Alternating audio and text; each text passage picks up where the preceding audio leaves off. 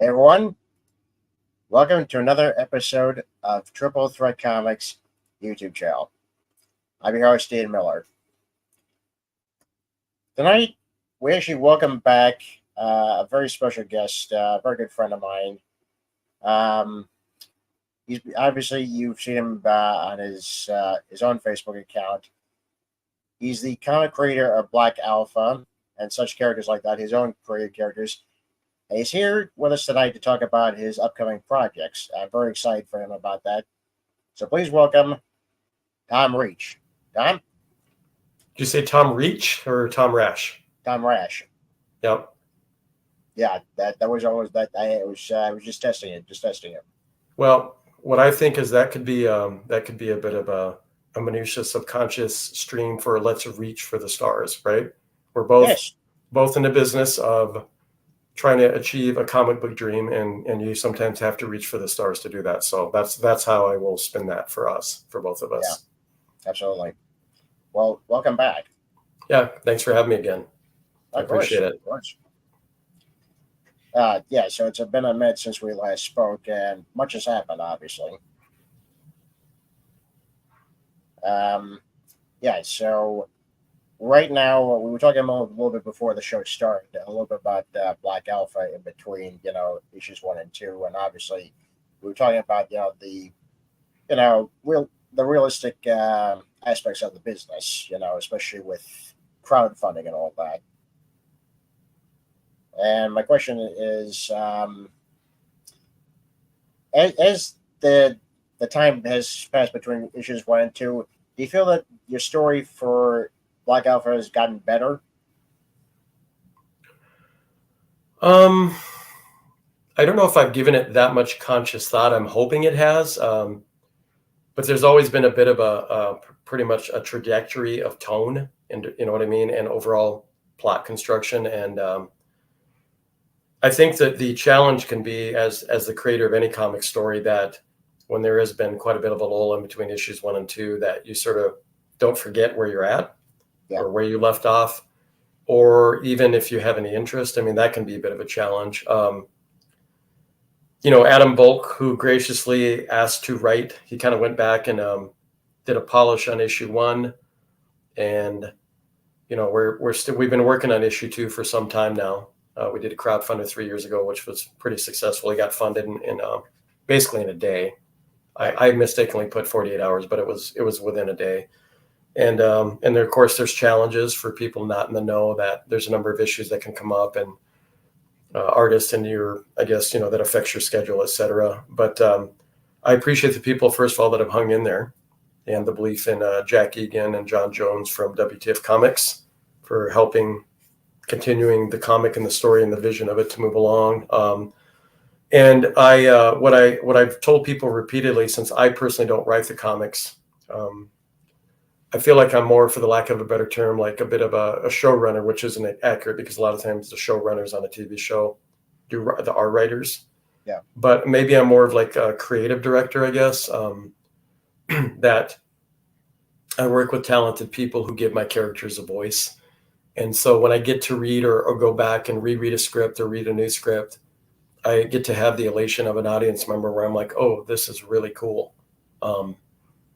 And in a way, it's like I get to see both sides of the table, or be on both sides of the veil, where you're like, these are your characters, you've had ideas for where you want their story to go, but you also get to kind of hear them speak by talented writers like Adam Bulk, and give them the voice that I always never entirely, envisioned, right, or heard.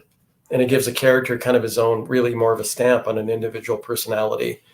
And so I will always appreciate that. So in a way, my long-winded answer is, I believe that sometimes these breaks do allow the writers to polish up, maybe go back over stuff, and maybe have a change of direction. I think there can be some good stuff coming out of that. But even, Adam sent me a script a couple months ago, and I have to apologize to him because I told him I was going to get back to him, and we all get busy. But, see if I need any changes. But it's good. I've looked over it. It's good. We've just sent it forward to the artist who's been helping out with issue 2 to start issue 3. And I'm excited to see, with Adam and I having meetings for 10 years where things are going to sort of the capper, the conclusion of issue 4. I've always kind of viewed, I know there's some people that in the indie comic scene, I can appreciate the enthusiasm. I don't know if you've ever gone through this, but in your head, you maybe have this magnum opus, how many issues it's going to take to tell your story. And I've always been pretty realistic in the sense that I'm like, a 4-issue miniseries to me is really reasonable, even though it's taken me forever. There's a lot of things that happen in between 1 and 2 that I didn't anticipate. And I could see why, like we talked about in the virtual green room, why it's easy to say, well, maybe this isn't working out, I'm done. But that the 4-act structure of the miniseries, when it is all wrapped up, I talked to you about, we hope to do like trade paperback. So it's basically a graphic novel. Yeah. But I've always kind of had it in my mind that the miniseries is its own movie. And it has somewhat of a wrapped up conclusion that if by, the will of the living force or the grace of God, or however you want to put it, people will want more and we're in a position to create more content. We'll worry about that bridge when we get there. But it'll be a huge milestone for me because it's always had a definitive beginning, middle, and end with this 4-issue miniseries that I've wanted to tell. And it wraps up kind of in a nice, it's wrapped up in a nice little bow that if there never was another one, it should be enough to make the audience feel, I guess, satisfied that there was a bit of a conclusion or a coda to it. So, yeah, I mean, I guess, me, we've talked before, we've known each other for a while. I have a hard time not going overly into the minutia of things with my answers. So I'll have to have your audience bear with me again, but I tend to think these out, I guess, before I answer them. No, I get it. I totally get it. I'm the same way as well. And I do agree with you. Yeah, a lot of times, when you're in between issues, life kind of takes over, and you have to, put your focus on something else, that's, just as important, and yeah. And sometimes I'm already working on issue 4 of my series. That's taking me a while, and I have an inker who's very patient with me. Thank God he's patient. And I've just sent him the first 10 pages after months of development hell, as I like to call it, because I was just going through rewrites and all that. So trust me, I think any indie creator would understand. Well, and it's such an organic process. Like I have a very strange ritual, which I've done for years. When I go to sleep, I like to have background noise. It's kind of like a lullaby to me to sort of pierce the white noise. And I've done this for decades. Literally, I'll listen to a lot of times documentaries. And I've been listening to this great book called The Secret History of Star Wars, which it's a book on tape or audio recording. Yeah. And I listen to that over and over again. And it's a very interesting peek into the process of, the Star Wars that the general public knows had a very different beginning, which I've been reading about that stuff since I was a kid. It's very interesting to me. But it's a good reminder that there's got to be a number of drafts or iterations before I think the creator or the creative team feels like, okay, this feels right. Yeah. And I think sometimes having opportunities where you can have a moment to step back to massage or nurture the story, as the saying goes. That's an old term in graphic design that I got to learn years ago, is massaging the image, which is you don't just go with the first thing out of the gate. You give it some time to let's try this out before. Same thing. It's almost like a gut instinct. This feels kind of now where it needs to be. So. Yeah, I agree. But I'm very glad that you guys are sticking with it, because you definitely want to finish your story and also make sure audiences actually see it. And I can't wait to see it personally myself as a fan, because I think it's going to be very epic and very inspiring. Well, I appreciate that. I mean, I will say to anybody out there that is familiar with this and what I do, I mean, I appreciate everybody, because I've actually had a pretty unusual situation where I've had audience members been hanging around for years, wanting to get the next installment or to see it through the end with me, which is not lost on me ever. There's a term, maybe I mentioned this last time, it was in the video game industry, it's called vaporware, where there's a lot of video game projects that are announced, and for a number of reasons, they ultimately never see the light of day. I mean, they're sort of put out there for a while to keep audience interested, but I never want what I do to become that, even though potentially it could have a number of times. And I do feel, I guess, like I said, a real sense of graciousness that I have people that care about this, that want to see care about the characters and where the story's going to go. And I know Black Alpha's kind of been always a bit of a conundrum for me because it's my first character I created as a grade schooler, very heavily influenced by space opera and Star Trek and Star Wars and superheroes. And when you're creating from the heart, you know, and I've said this repeatedly, I feel like I wear my influences on my sleeve. I don't claim to create this new, amazing new thing that really is a game changer.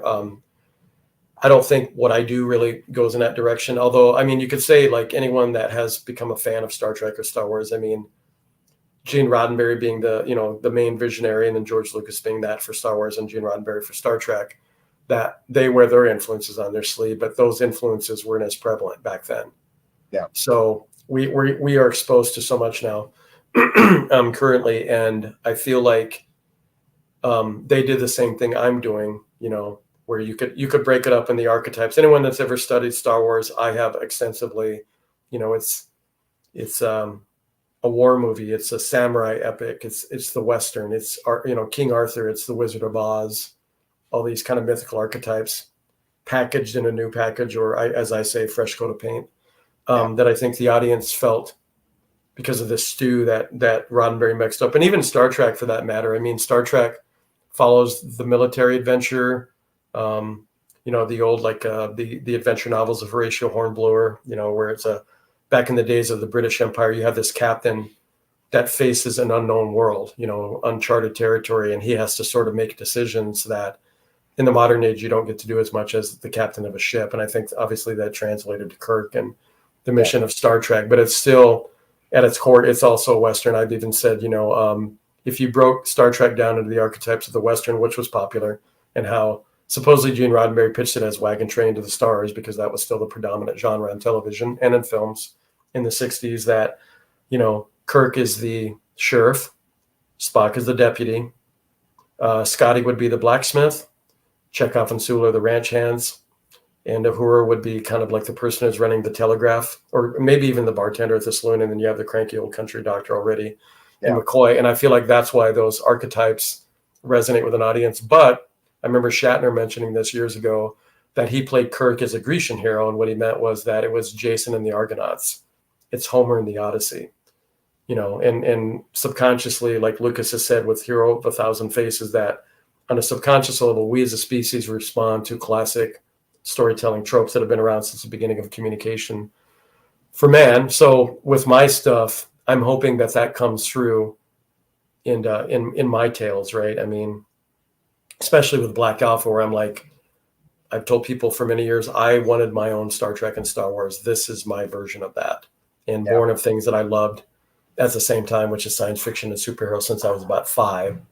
And, you know, the conundrum that I've run into with Black Alpha in Hollywood, though, is, you know, there's been interest 3 different times, and sometimes there's occasionally still interest, but the, like I said, the conundrum that I run into is that it's new but familiar, and some people seem to really respond to that. But then you also have the people that are like, well, we've already seen this, or we've never heard of it. Those are the 2 main feedback responses I get, you know, through the years. And I'm not going to change it, because I hear that stuff. I'm like, this is just honestly my thing. This is how I've mixed it up. This is what I've been influenced by. And I think that at one time, when I was trying to get Black Alpha out into the public space and get awareness about it, I was following the old model, which was popular when I was a young boy. And obviously things have changed exponentially. But when there was a Star Wars being a runaway hit, we get other sci-fi projects. And so everyone's like, well, I want one of those. We need, you know, so you get Battlestar Galactica. To me, Space 1999 came as a result of Star Trek. You know, there's definite influences. And so I thought that that's how things were done then, that if I introduced my own space opera, there might be people going, oh, well, hey, now we have our own Star Wars or Star Trek. But because I think the playing field has become much more intense, the competition is at a fever pitch, I think people don't view that anymore. You know, so now, and of course, we live in a different time where Star Trek and Star Wars are still all over the place, right? There's movies and TV shows and streaming. So I think a lot of people get intimidated, like, well, we don't want to compete with that. In fact, I just read Halo, you know, based on the video game, just got canceled after season 2. Yeah. And that's always a tough one, because, you know, I want other sci-fi properties, and even ones like Halo that are well known to gamers. I want them to do well because I want the proof to be there that, there's always got to be room for original voices or at least stuff that's new, to most of an audience. I personally enjoy the Halo TV show. So anyway, but I've learned to accept that I don't know what the future brings. That was our previous conversation before we went live. And I want to tell a Black Alpha story in comic book form still. If it never does become a movie or cartoon, I have to accept that this is still the platform that I can get it out to an audience. And it's still an amazing platform. I sometimes have, on repeated occasion, I think people get caught up in the glamour, especially when my goal has been since I was a young boy. I'm like, I want not just comic books, but I want toys and I want apparel and I want merchandising and I want movies and I want TV shows. I mean, those have all been in tandem for me. So when you have been, I guess, distracted by Hollywood talk for a moment where you feel like, oh, this could actually happen. Yeah. It can kind of create a grand romanticized notion, glamorized version of your IP, intellectual property. And sometimes not directly or not on purpose, but I felt like I kind of minimized the comic medium, because let's be honest, most people, if they saw their thing turn into a TV show or cartoon, it's going to be pretty exciting, right? But there are still excitement in comics because it's such a pure form of storytelling. And I always tell people it's in its own unique space because it's not kinetic imagery, kinetic graphics like what film and TV offer. And it's not a novel, where you can kind of fill in the imagery and the theater of your mind as an audience. Comics to me are a very interesting in-between world for that stuff. And because of that, it can create its own amazing platform for telling stories. And so for a while, I've been kind of back to, and I do these conventions. I do only about 1 or 2 a year, and people come up and really want to buy, and I still run into new people who've never heard of Black Alpha. And just by my enthusiasm and them kind of getting some of what I'm trying to do, then I always get new audience members that are interested in buying the book. And I also very proudly tell them that it's an all ages title. That doesn't mean it's kiddie stuff. I mean, there's a time and a place for stuff for preschoolers and grade schoolers, et cetera. But, when I say all ages, I'm like, it's got some heavy stuff, heavy topics going on in there about death and loss, but there's no violence or swearing. And I mean, I've kind of done the George Lucas style of violence where it's implied. I don't even show people having limbs chopped off. He's always saying Star Wars is for kids, but you get a lot of dismemberments going on there. Yeah. And I don't do that stuff, but I when I say it's for everybody, I've always loved that my form of entertainment. I can not cringe and watch it with my parents. I've been that way since I was a kid. And I know I could go to a Star Trek movie or a Star Wars movie and not feel embarrassed. And I realized that the spectrum has really widened. I mean, obviously Deadpool is a huge dominant force, especially the box office. Yeah. I love the Deadpool movies. I think they're fun. I think they've definitely carved out their own niche and they have swearing and stuff. I can still enjoy them, but I always want to kind of go with the way things were done when I was growing up. Is there's a time and a place for everything, and sometimes you can still tell adult style compelling stories without having gore and swearing in it. You know what I mean? And most of the comics I grew up with were like that. Yeah, in my own comics, I actually try to limit the swearing, just to make sure that's accessible to people. But yeah, there's a couple of times where I will, push the envelope a bit, but without, alienating anybody. Well, and I don't know about you. I mean, I have so many different stories, and I've always had several that I've had in the public eye. But I would have to say, like right now with WTF Comics, one book that's been chugging along quite nicely is The Bondsman, which is my love letter to Image 90s. And so I would say it's got a bit more of an R-rated tone. Yeah. Jack and I talked about it because he's been, working on the script for about 2 or 3 years. And the fact that it's not just a love letter to the Image Comics 90s, which is more violent, more adult themes, but also the films that I love from that era, like The Crow, Terminator 2, didn't diminish, that's why I said there's a time and a place for those things, and I enjoyed them as a fan. And so I felt more comfortable with the Bondsman, who has, the character itself has a bit of a Spawn-like appearance. Yeah. And the story that we're telling with that character, there's going to be some gritty Image style, probably violence in the way that it's told. But I feel like in this case, it does serve the story. And I have other projects that are probably meant for more of a mature audience, but Black Alpha's been the first one out of the gate. So I'm very protective of it having its all ages appeal. Yeah. And most of my other IP still kind of falls in that general territory. So for the most part. Yeah. Well, I think that's great. Especially that you are very protective of Black Alpha, because that is your baby. That's your first baby, and you want to make sure that it is accessible to everybody. But it's also great that with your other characters, especially with the Bondsman, that you're willing to push the envelope a little bit just to attract a mature audience, and also pay homage to the Image comics of the '90s. And we don't see that type of storytelling anymore. So it always warms my heart to hear stuff like that. People like you saying, we're going to pay homage to some of the comics of the '90s, or comics that we grew up with reading. So I always like hearing stories like that. Well, the interesting thing about the Bondsman was I created the character in the '90s as a result of being influenced by The Crow and influenced by the Image comics like Spawn and Pitt, the Max. And so it's a character I created in the '90s, and the story that we're doing, it's more like a mini graphic novel. I don't know if that's entirely accurate still, but it's basically a one shot for now. It's probably more than your traditional 24 pages, but it is set in the '90s. Yeah.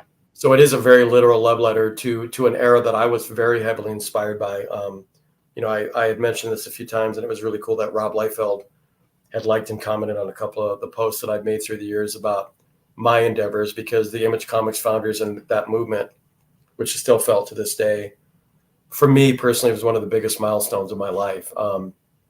Because I think I knew in grade school with Black Alpha that I found I was bitten by the bug, I guess, early on, to have the passion for telling characters and stories I've created.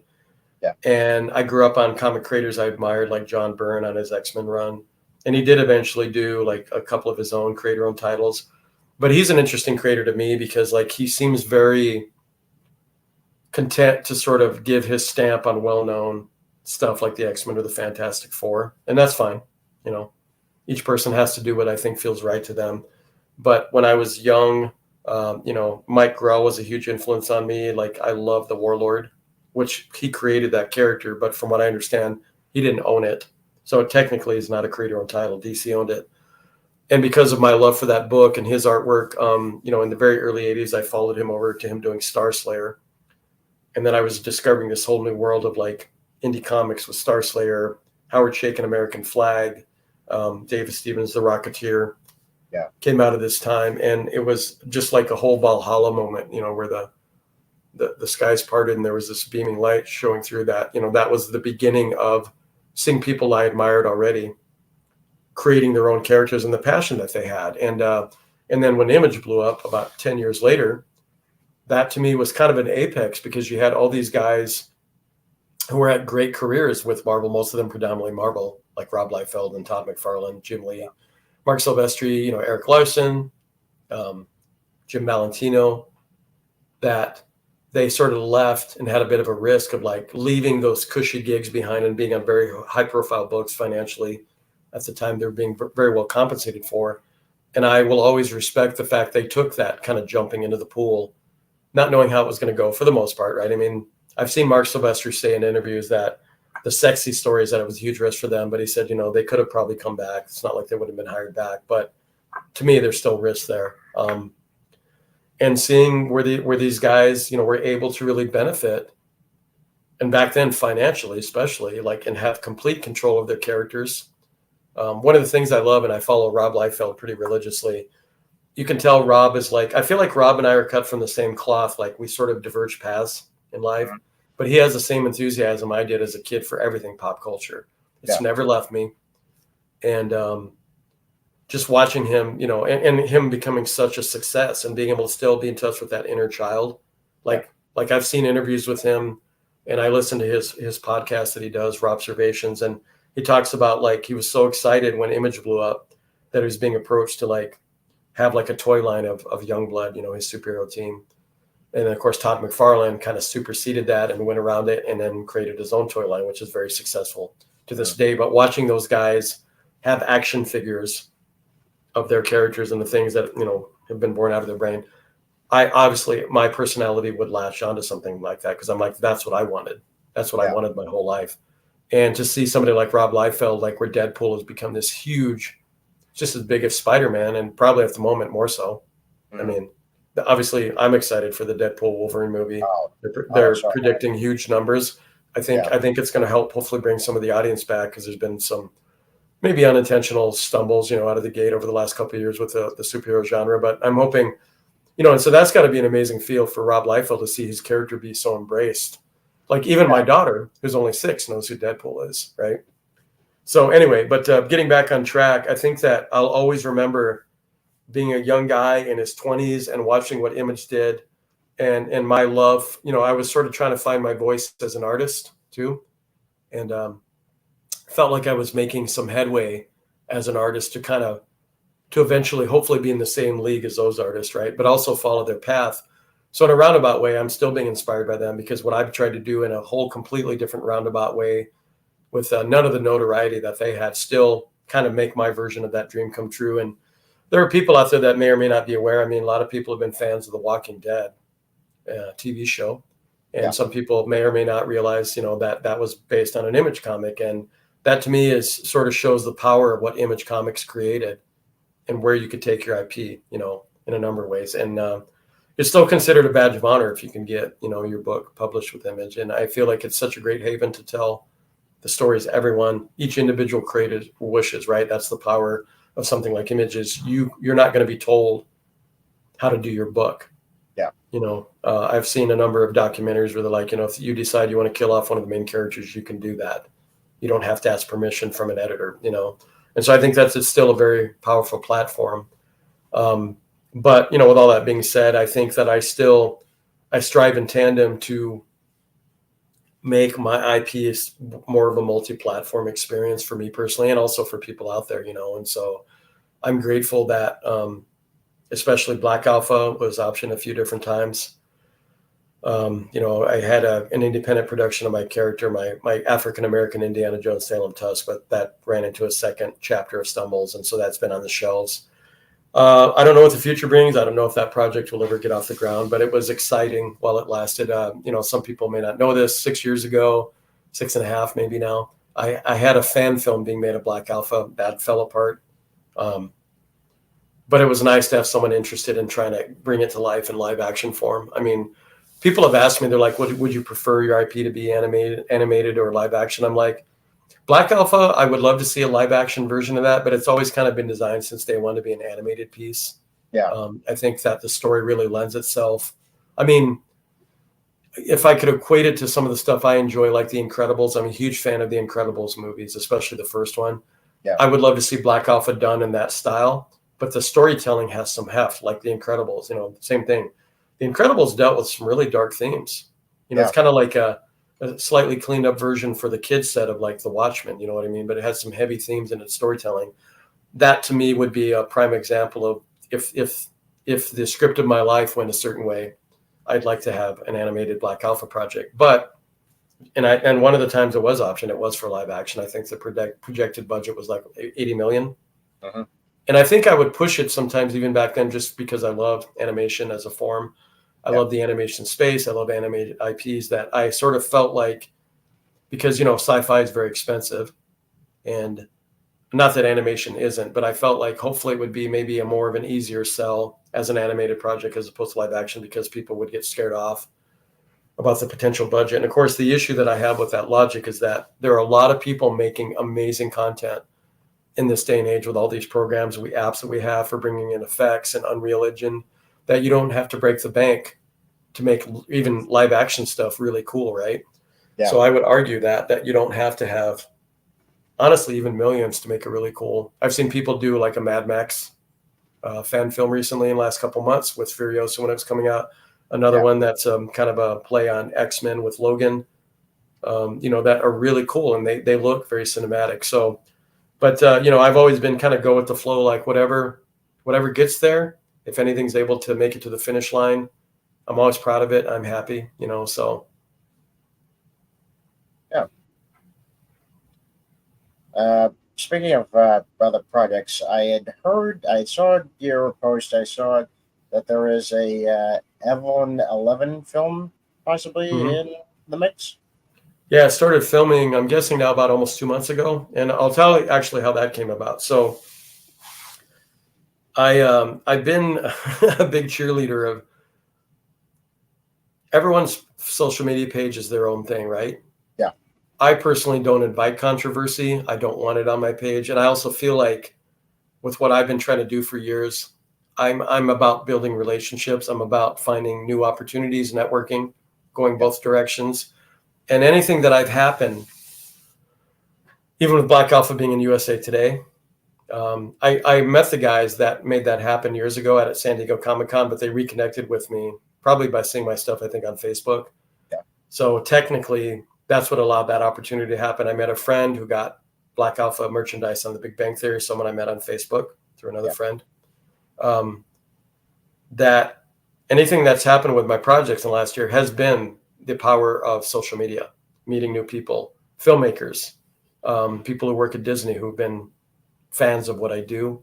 So anyway, the filmmaker for this one is named Frank Powers, and I met him probably several years ago, and he's an independent filmmaker. I mean, he's had some connections to stuff like the Avengers movies and some bigger films, maybe even doing stunt work or background work. But he's like us. He's a kindred spirit. He's a fan of storytelling, and since he was a kid also.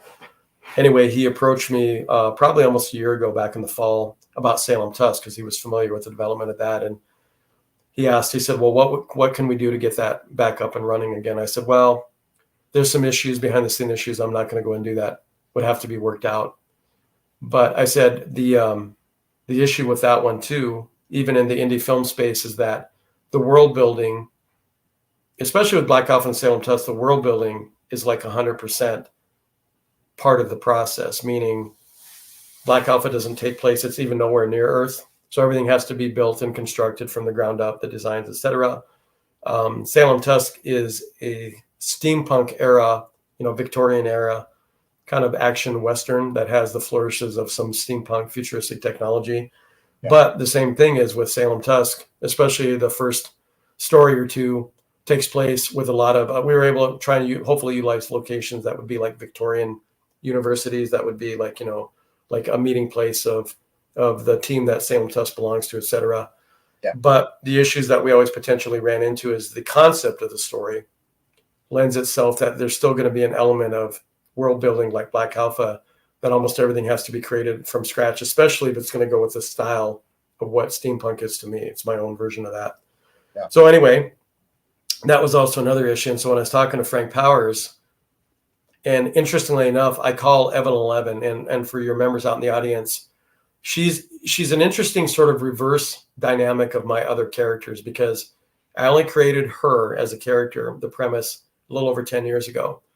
I wanted to sell a sketchbook, and I wanted artwork on the cover, and I was a big fan of Travis Charest, is one of my favorite comic book artists, and I followed his Space Girl comic strip, which is a female lead, and she runs around like in this military futuristic armor. Yeah. So I was inspired by that, and I said, well, I'm going to do this for fun. And so I made her the cover of my sketchbook, and then I actually put her on my very first convention banner that I had made. And so when people, and I was really heavily promoting Black Alpha, like I did the Image Comics Expo, the 20th anniversary, and I was in Oakland, California. And interestingly enough, I had a number of people look at my banner, and they found her interesting, and they wanted to know, what's her story? And at the time, I really didn't have one. So I was going, well, here's another challenge for me. So based upon just the drawing I did of her, I started to reverse engineer her story. Like, when you see something and you start to fill in the blanks in your mind, like, what is this? Well, obviously she's a futuristic soldier, you know what I mean? Yeah. But then I had to take it even farther than that, going, kind of like George Lucas once again. And even with a lot of my material, I am also influenced by like the Westerns, and I love sci-fi. So I the more I started constructing her story, I'm like, what if she's like, and this was even before the first Furiosa character was introduced in Fury Road. I'm like, she's a bit of a female Mad Max. She's a futuristic soldier that does not remember any of her memories. So she's a bit like Jason Bourne. Yeah.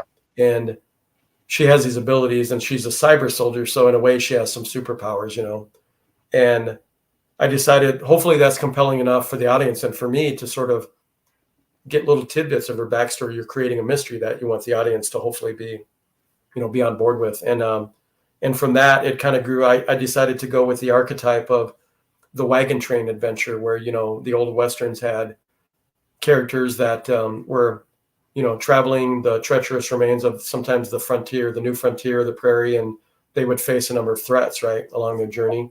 And every once in a while, you'd have a story where you'd have like, you could either be stationary, like in the Western chain, where it's like a mysterious stranger comes in, or like Clint Eastwood films, The Man with No Name, that comes in a very dangerous situation and just sort of takes care of business. Maybe even as an anti-hero a little bit, you're not sure what their motivations are.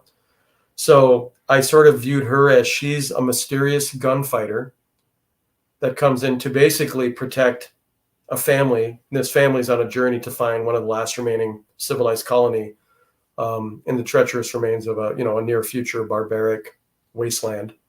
And I basically wanted to do my version of like dystopian, post-apocalyptic sci-fi like Mad Max has been known for. But I wanted to give it a bit of more of a Western. I'm calling it frontier punk. Maybe that's already a phrase, but that's how I describe it. So it's got a lot of futuristic elements. Takes place in the late, like 2080s, roughly is when it takes place. A couple of script versions had it going on being like a terraform Mars. So in the new film, we're combining both, where some of it has a terraform Mars aspect, but it's also like Earth is eradicated. And so it's kind of gone back to like the old West. There's not much technology anymore. And so you're getting a hint of where she's coming from. And as she's taking on the role of this family, there shows that there's still a heroic instinct about her, maybe even as a mother, right? Yeah. And so she basically kind of becomes a self-proclaimed protector for this family. And it's a parent who is lost, is usually a widow. In a couple of different versions, we have it being a female and a male, and has two younger kids that she sort of takes, to help them get. And in a way, she sort of forms a family, trying to find her purpose and remember her former life, her mission, etc. And so when I started talking to Frank Powers about it and about that IP, I said, well, in some ways, she's almost a reverse of all my characters, because that's all I've ever had. I have the one single image of her, and I have a paragraph long log line of the premise. There's not much more to fill in. And so I said, if you want to do a low budget movie, this would be perfect, because the only thing that's really going to have any element of budget would be her abilities, her futuristic costume or outfit. The rest of it, I said, you could film in a desert. You could grab a couple of junky vehicles, dress them up a little bit. That could be the wagon train that she's protecting. And then they face, a number of threats. A lot of them are, mutates or like zombies. And so since he's made a Western called The Brother James Retribution, I think he was intrigued with that idea.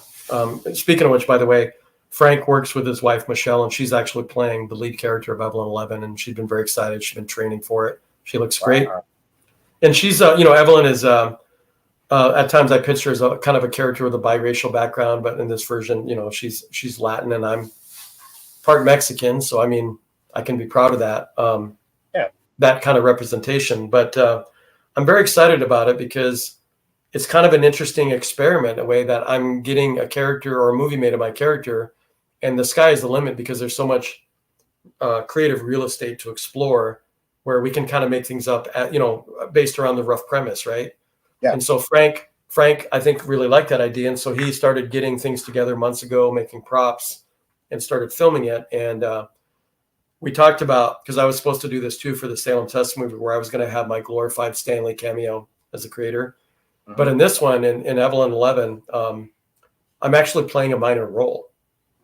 I have a number of lines, and I've been excited about doing that. I'm running a little bit behind on filming my segment, which we're going to ship off to him, because it's going to be filmed in front of a green screen. But it'll be fun for me, because one of the things I've been re-embracing the last couple of years because of my appearance is I wanted to act too, and I have acted on stage when I was younger.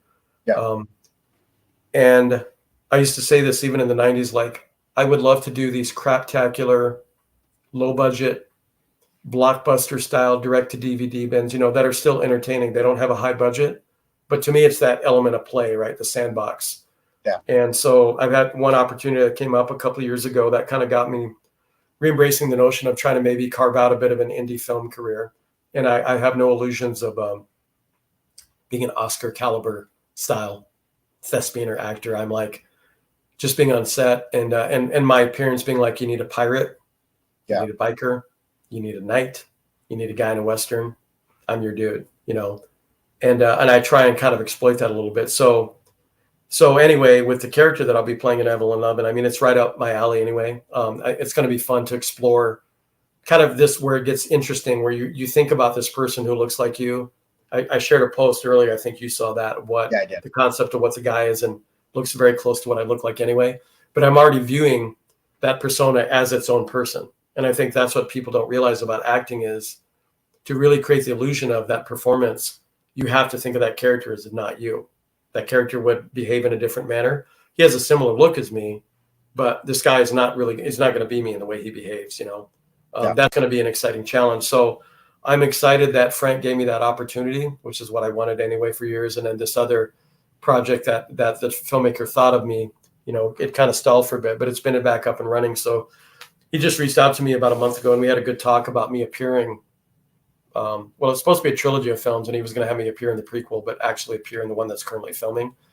And hopefully we can make that happen, because that's something I do want to do. And I think part of that came about because I also embraced the notion of, like, because a lot of my projects have stalled through the years. Yeah. And you have a desire to have things finish, you know, get to the finish line. And I guess I really wanted to embrace the idea of being part of an ensemble. Like, I would love to be in a film that gets completed. If I'm not even the lead or any of that stuff, is just a bit player, it's still being part of something, the family aspect of a project where there's numerous people involved. It got to the finish line. And so that's part of the appeal of that for me. And it brings me back to, like, the kid in me that played with my action figures and my models of my ships, my spaceships, but playing in the backyard a lot by myself. You know, that's kind of acting if you think about it, right? And I think that's where the ambition and the drive, it's all about connected storytelling. I think a lot of actors and filmmakers will tell you they grew up loving comics and other things, and acting is part of their experience. In fact, there's some actors out there that people are surprised to find out they're actually very good artists, or they wanted to do comics as their main career. They just happen to be lucky. And, you know, I think of Gerard Way with My Chemical Romance, who that was his passion, and he becomes this very successful pseudo-gothy pop star for a number of years. And then after that, he gets his dream gig.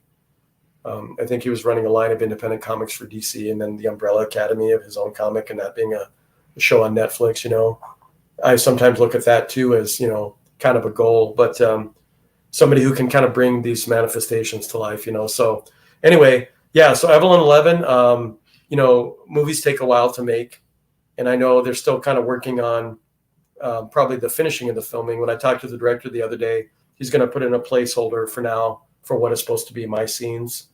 But I'm excited to get those done, and excited to see the process of where it goes. And, you know, it's kind of a bit of a, you know, hallelujah moment where I'm like, finally, a film is going to make it to the finish line with one of my characters. And that's still a pretty amazing feeling. So, and I get to be on film as part of it. That's true. So, That's yeah. true. Well, I'm very excited for you, especially with now hearing that you're going to do, you know, have a mini role in the film, and you have lines in it. So I'm very excited about that. But yeah, you're right. I have followed you for a number of years now, obviously, and I'm always rooting for you. I'm always rooting for any comic creator that I'm friends with on social media. And I did see, you know, a lot of times, you know, a lot of the projects got stolen. I was like, oh, come on, get this guy a break, please. And then when I hear this, you know, I'm like, yes, finally. Well, I appreciate that coming from you as a friend and a creative peer, you know what I mean? Because it does mean a lot. And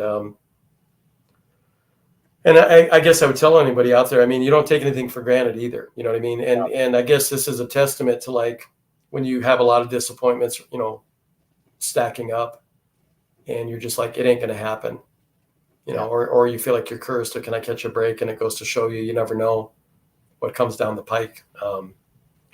So, and especially this one, like I said, because it's interesting because it's the one that's finally going to get made that has the least amount of development behind it. And maybe that's part of the reason why, you know, because there's no illusions or aversions to budget, because there's so many creative choices you make to make a low budget indie film, right? I mean, even I announced about a year or so ago myself, and I still plan on doing it, but I have to juggle it with the real life events that sometimes get in the way. I've wanted to be a filmmaker myself since I was a kid. That was the same goal I had at wanting to draw comic books. I wanted to be a film, a writer and director, and an actor. And I still would like to tell. I mean, I have a few ideas for my own even short films that would be 5 minutes long. It's still that element of like, I'm creating content and it's finished content.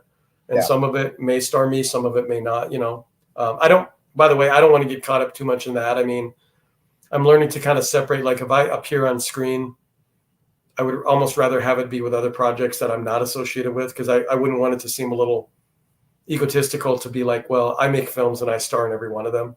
I'm not knocking anyone else that does that, but for me personally, I still have a desire to kind of let me as a person and as a persona stand separate and let my work speak on its own. But it doesn't mean I won't have fun with it sometimes, here and there. In fact, I was talking to a buddy earlier today, and he loves to tease me about my online presence, because you brought up the Aquaman thing, which I've been teased about now for a few years. I've learned to kind of run with that, because I used to joke around. I'd do a panel years ago at Denver Comic Con, and I'd say I had five goals when I was a little kid. I wanted to be a starship captain. I wanted to be a rock star. I wanted to be an actor. I wanted to write and direct films. I wanted to draw comic books, and I wanted to be a hairstylist. And I said, which one do you think I made come true? So my appearance, I do look at it as is honestly who I am. I'm a rock star in my own mind. But it does create kind of a brand awareness, because then if people come to see me, they'll be like, there's the guy that looks like Jason Momoa or Rob Zombie or something. And it hopefully creates an imprint that it'll help them remember the work. And it's just me having fun. I mean, it's the kid that still loves to play, So, I mean, even in real life, me dressing up in my rock starish look is just me kind of being a kid all over again. In fact, I couldn't remember if I told this story previously on your show, and I forget about it most of the time. But when I was in grade school, I literally concocted my own superhero, and I made a makeshift costume for him. And I actually wore it underneath my street clothes.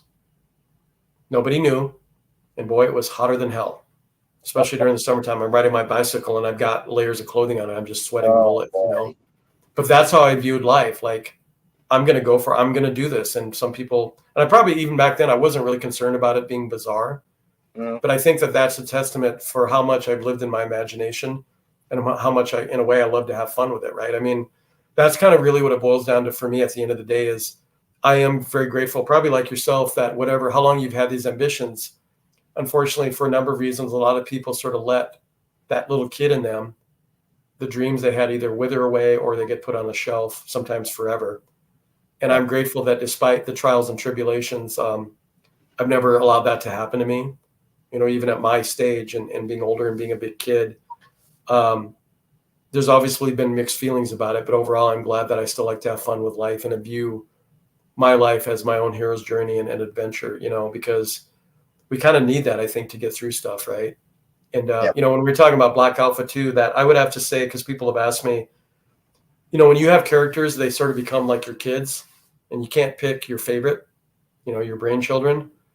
But for me, Black Alpha is probably the most like me personally, because it's about a young man. I mean, there's a very strong symbolic motif and allegory for a young man who had goals when he was about 5, like me. And he's faced with the classic superhero mythology of loss and tragedy. And he kind of goes on a path for a while that probably isn't very positive, but it's an allegory for even me, that this character in their particular story, gets to become a superhero, like, I always wanted to, even despite the tragedy.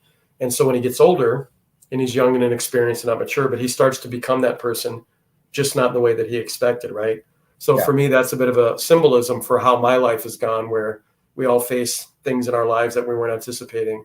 And in a roundabout way, I want to become that hero that I always wanted to be as a kid. And it's sort of been in a way that I didn't anticipate either.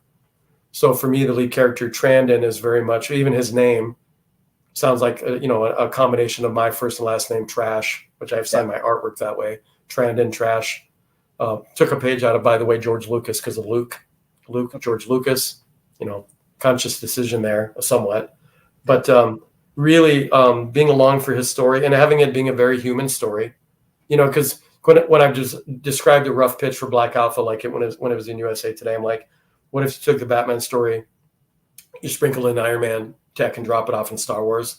That's the very simple pitch of it, but it's about me really dissecting and almost being more of an independent character piece of mythology in general, but space opera mythology, superhero mythology, where I take some of those tropes where people, if they pay attention, a lot of superhero characters, we really feel for them because a lot of them are orphans.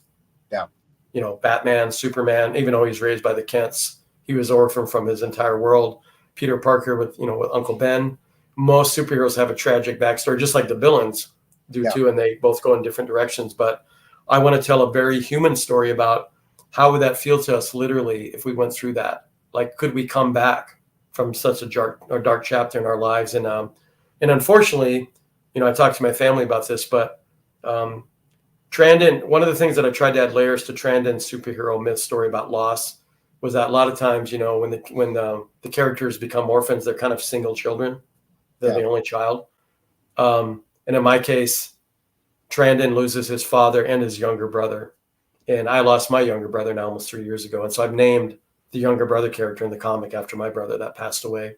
Yeah. And so I've learned to kind of, in a way, take that even to really process what that feels like, and how it would feel for this character. So it even gives me more of a perspective that probably in some ways I wouldn't have really wanted, but it does help the story, I think, because that's really at the end of the day, I want to tell, like I said, a very human story with all the flourishes of space battles and superheroic daring do. I mean, always at the end of the day, I want my characters to feel real and resonate with the audience and be relatable. Villains and heroes both. Yeah. Well, that's really the real goal here, especially when we're creating these stories. We wanted to make it feel very real, especially for the audience, because it connects with the characters in a specific way, and when you add some of your own personality or some of your own life story in there, people were like, can really respond to that. It's like, you know what, that's it, I'm going through that right now, so how does he get through it? How does he get through this pain and this torture? So that's what keeps them engaging. And say, you know what, I can get through some of the stuff I'm going through. If this character can get through half the stuff that that he's going through and still come out of it okay, maybe there's hope for me yet. Well, I can say this. I don't want to give too much of the story away, but the tone that I have for Trandon, the lead character in Black Alpha, is that he, when his tragedy happens with his mother's already passed away from illness. That's even before the story begins. So he's been dealing with that too. But when his father and his brother perish and he's in his mid-teens, he has a lot of survivor's guilt. And he wasn't very nice to his younger brother because he was doing classic teenage stuff. In fact, he was being irresponsible. And that's why he's not there when his family's lost.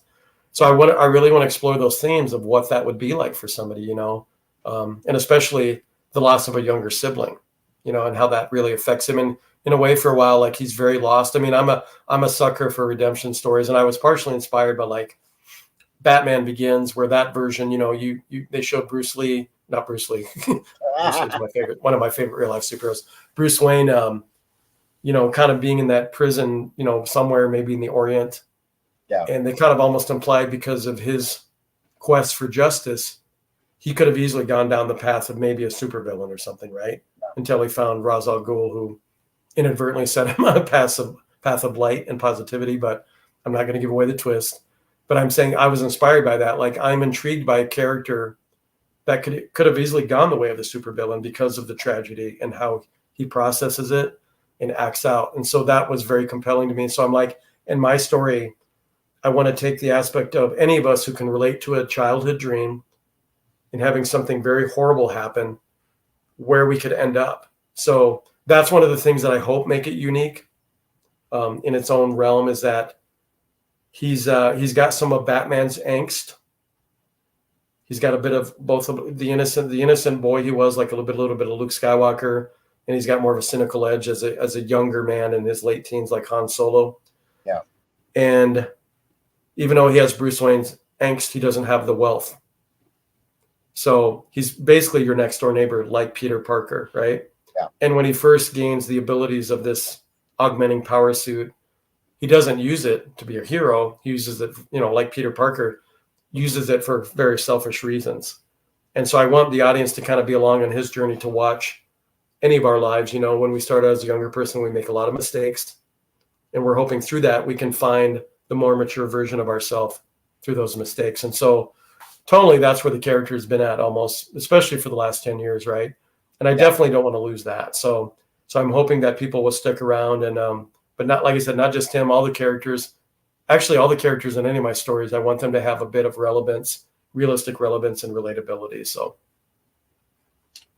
Well, I can tell you, I'm definitely gonna be sticking around to see the development of all of those characters. I'm pretty sure that a lot of you fans will as well. well, I'm hopeful, and I will say this again, like I said earlier, I'm always appreciative. I don't know if you go through this. I would imagine most of us do. Like, there's a bit of a vulnerability to putting your work out there in the public eye, and it is almost literally like feeling naked because you're sort of exposing yourself, and you don't know what the response is going to be.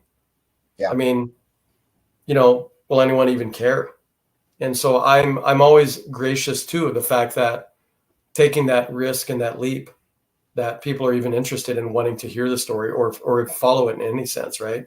So that will never be lost on me, kind of like I implied earlier, that people who want to stick around for this, my hope is when we leave a number of legacies behind, that you hope you pass the torch like what we have grown up loving, right? You want to be able to sort of pass that torch to someone else and say, I hope my story has given you entertainment, made you feel good, made you laugh, made you cry, and hopefully inspires you the way I'm inspired my whole life, and hopefully inspires other young comic creators to want to really be passionate about telling their own stories. Yeah. Because that's really the key, folks, especially to you guys who want to become comic creators. If you're passionate about a story that you really feel that you want to tell it. It may be hard to put yourself out there, but with a good time and dedication and making sure that the story and the artwork are solid, the audience will come. It always starts with the one fan. Mm-hmm. One fan. Well, and I feel like anyone that puts their work out for an audience to possibly digest, I don't care if you're in a band, or doing stage work in plays, musical theater. All you need is one person to start, and that's you have the beginning of an audience. And I think some people misconstrue like the seeking of an audience is not really about ego. It's about why do we do this? It's an exchange, right? I mean, I'm an audience member of so many things that I love, and it's about that exchange back and forth. We tend to sort of feel lifted up through art in so many different ways. Yep, that's true. Well, Tom, thank you very much for coming on here and telling more of us about your projects, and also how you still hold on to that little inner child. Yeah, I would recommend nobody, if they can, don't ever lose that, because I think in the end it will benefit us for a number of ways, right? I mean, the bliss of seeing your creation come to life and carrying on in your, like I said, your own adventure of your life. Well said. And I will say, hopefully I didn't dominate the conversation too much. So No, you did not. No, you did not. Trust me, you did not dominate the conversation too much, so don't worry about that. Okay.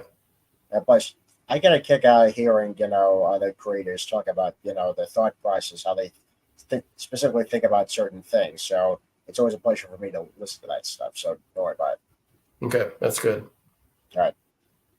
Well, folks, I think that's it for us tonight. Tom, thank you again for coming on. Thank you. A pleasure. Yeah. And as always, folks, if you want to check out any of my stuff, you can find Codename Hunter at the link below. That's the first thing. And the second thing is my